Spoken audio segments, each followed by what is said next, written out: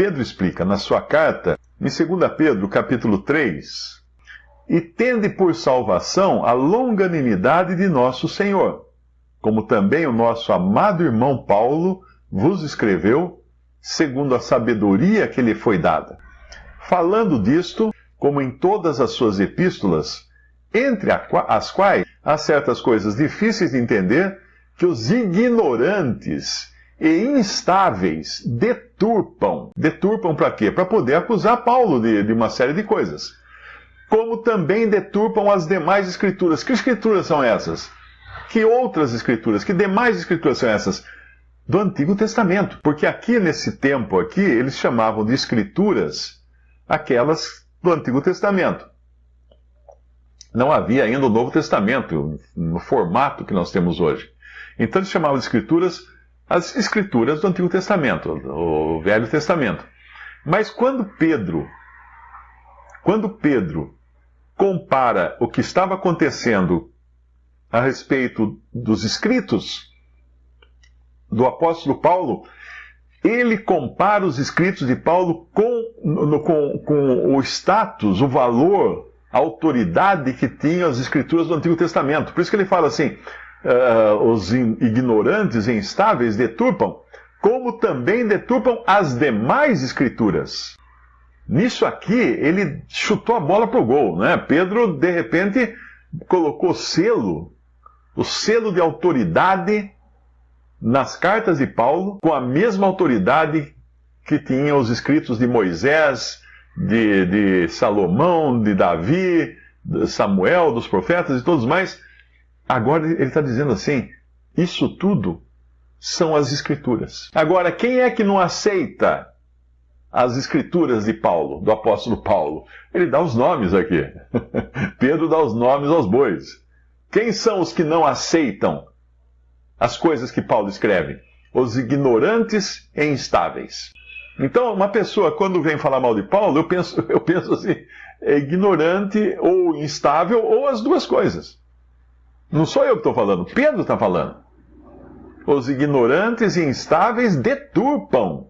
Deturpam o quê? O que Paulo escreveu. Então, de repente, quando alguém chega assim, Paulo falou para a mulher ficar quieta porque ele era um solteirão, recalcado, eu só posso rir. O que eu vou fazer? É ignorante. Isso é ignorância. Isso é instabilidade. Porque uma pessoa estável, ela tem os dois pés firmados nas Escrituras e na sã doutrina dos apóstolos, que são também Escrituras de Deus. São a revelação de Deus para nós. Ela não vacila. Ela não é instável. A pessoa que realmente crê nas Escrituras não é instável. Agora, quando você começa a ler a Bíblia, e principalmente a sã doutrina, descartando aquilo que não dá certo para você, aí não vai sobrar muita coisa. Então, de repente, a mulher quer ser pastora, ela vai ter que apagar da Bíblia várias passagens.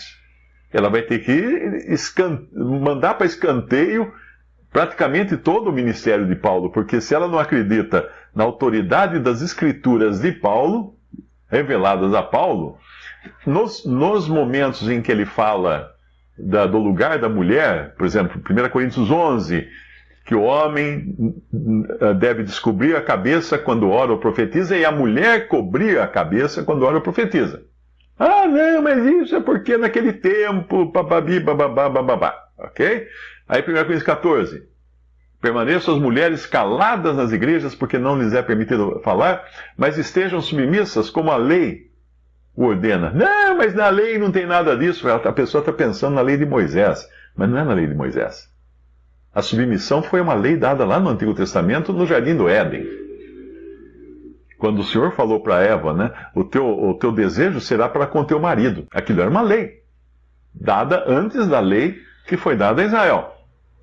Aí, 1 Timóteo capítulo 2, eu acho que não permito que a mulher ensine, nem exerça autoridade de homem. Ah, mas isso porque era outro tempo, era outra época, eram os costumes, não era moderno, como hoje nós somos modernos, liberação feminina e né? Mas ali ele explica depois, porque Adão não foi enganado, mas a mulher, sendo enganada, caiu em transgressão. Então por que Deus não permite na sua palavra que a mulher ensine, porque ela é a parte frágil. E se alguém contestar, dizendo que isso se restringia à igreja de Corinto por causa de problemas locais, então basta ler o destinatário do envelope da carta que Paulo enviou, que foi essa epístola.